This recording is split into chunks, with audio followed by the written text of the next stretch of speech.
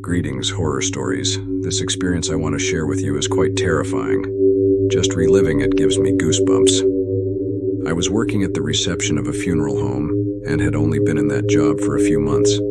It was challenging for me to secure a decent job due to my age, as it's not easy to get hired. In my previous job, the workforce was reduced at a factory in San Diego, and 70 employees, including myself after 10 years, were laid off. After several attempts to find employment, I was called by this funeral home. Although it wasn't my ideal job, I needed the money and retirement was nearing. In my role, I handled customer inquiries about funeral services, ensured that ceremonies did not exceed the attendee limit, maintained schedules, and coordinated the transportation of the deceased, among other responsibilities. Essentially, I provided support and assistance to families throughout the process. One Thursday, as preparations for a funeral were underway, the viewing room was filled with people. Suddenly, a well-dressed man entered, appearing somewhat disoriented. I asked if he needed assistance, to which he replied that he didn't know where he was. When I informed him that he was at the San Diego funeral home and explained that the funeral he may have arrived for was about to begin, he said no, that he had mistaken the location and then left. I continued with my duties, attending to arriving family members, receiving floral arrangements, and placing them in the viewing room. After some hours and noticing the sunset, I got up to make myself a coffee. As I looked out the window overlooking the other viewing room, I was surprised to see the same man sitting in a chair, completely alone. That room should have been locked, as there were no viewings scheduled for that day, and the keys were hanging in their place. It seemed extremely strange to me. I left the reception and approached the room, attempting to open the door, but it was impossible. I knocked on the door to get the man's attention, but he didn't even turn around. He was sitting, staring straight ahead where the coffins are placed. I went to find the security personnel to inform them of what was happening and ask them to open the door to remove the man. However, the security guard told me it was impossible, as that room had not been used in 2 days. After it was cleaned, no one else had entered. It remained locked. The only copies of keys were the owner's, but he had not been there. When we approached with the key in hand and opened the door, we found no one inside. The guard asked me if I was sure what I had seen, and I assured him yes, it was not a figment of my imagination. I even mentioned that the same man had been in the reception early that day, and we had spoken. The security guard took a look and closed the door before returning to his post. I returned to the reception very disturbed, not understanding what was happening. With less than an hour left in my shift, I decided to enter the room to check that everything was in order before leaving. When I entered, I saw a photo of that gentleman, the same one I had spoken to that day.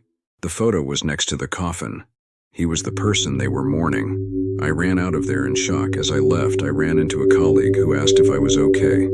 Through tears, I told him what had happened, saying he had every right not to believe me. He looked me straight in the eyes and said, "Relax, I believe you. I've been working here for many years and I know that inexplicable things happen. I've seen many things over the years. They are lost souls, transient entities that wouldn't harm us." He offered me a glass of water, and when I calmed down, I went home. I couldn't sleep that night. I was determined to quit. I talked to my boss and asked for 2 days off, and fortunately she agreed. I needed that time to recover. I knew that after all the effort it took me to get that job, I couldn't just quit like that. Upon returning, I tried to act as if nothing had happened, but I felt overwhelming fear. I didn't want to get used to living through those experiences. I couldn't accept it. I continued working for a few weeks while looking for another job, and on some occasions strange things happened. I could see shadows or hear inexplicable noises. Until one day, I was called for a job I had applied for and I decided to accept it. If you enjoyed the story, give it a like.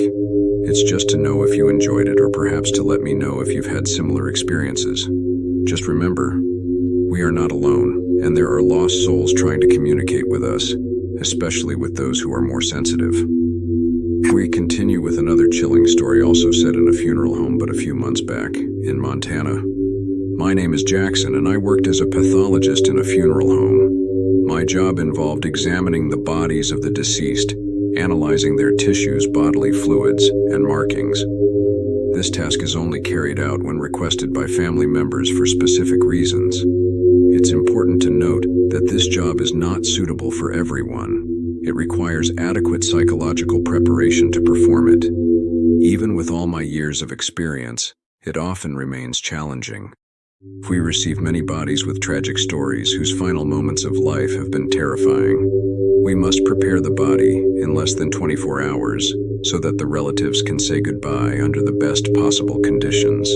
Usually, I work alone, but for over a month now, I've been assigned a medical student as a trainee who has become my assistant. This made my job a little easier and helped me feel less alone.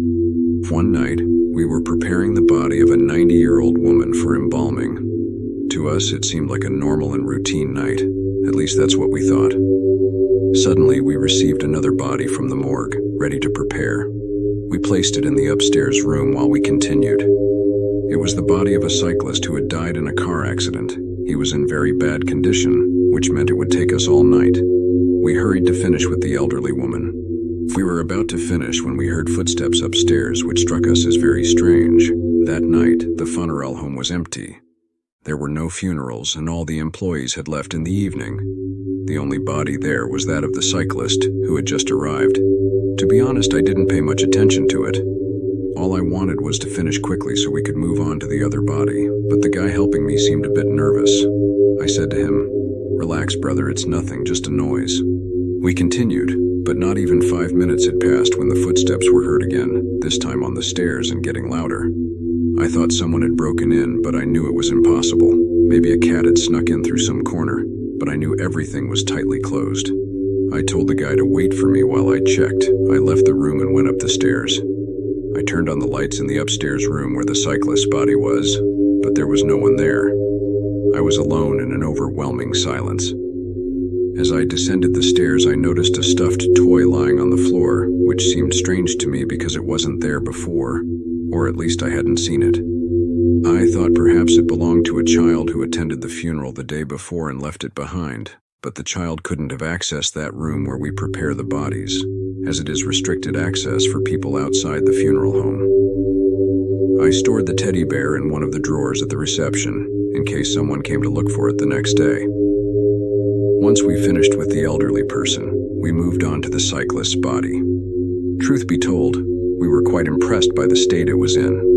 We started working on him, and as we progressed, I realized I was missing some tools, so I sent my assistant to fetch some from another room.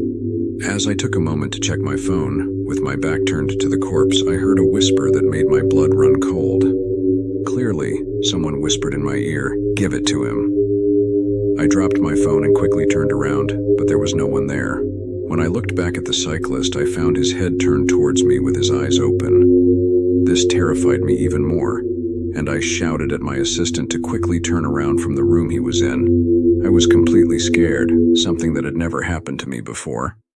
The boy, very disturbed, told me that the cyclist couldn't have his eyes open since he had shown no signs of life for several hours. We couldn't explain how his head had turned and his eyes had opened, but more than that, I knew it had been him who whispered in my ear. I was completely certain, although at that moment I didn't understand what he meant by, "Give it to him." The next day, when the relatives arrived for the wake, we were finishing our shift. I was heading to the parking lot when the receptionist approached me to ask if I had seen a teddy bear. The deceased wife insisted it was in his backpack at the time of the accident, but when they handed over his belongings, it wasn't there. She was sure that her husband had it with him, as minutes before the accident he had sent her a photo of the teddy bear for their 5-year-old daughter. She had bought it as a reward for completing her kindergarten school year. Upon hearing that, everything suddenly made sense. I couldn't hold back the tears as I led the girl to the reception and explained everything to her. She looked at me in astonishment without saying a single word. Then she touched my shoulder and said, "Thank you, I'll take it to the deceased's wife." Being friends with the security guard, I kindly asked him to show me the footage from the previous night. I explained the whole situation, and he didn't hesitate to grant my request. I wanted to find a logical explanation for everything that had happened, but upon watching the videos, after placing the cyclist's body, it could be seen how a dark shadow moved towards the stairs and disappeared on the first floor. There were no doubts, those footsteps we heard, that voice that whispered in my ear, and that shadow seen in the videos belonged to the cyclist, that restless soul who only wanted to deliver the teddy bear to his daughter. It was a story that left a mark on me, and even as years go by, I will always remember it. If you enjoyed this story, please like and subscribe to not miss out on other equally disturbing tales.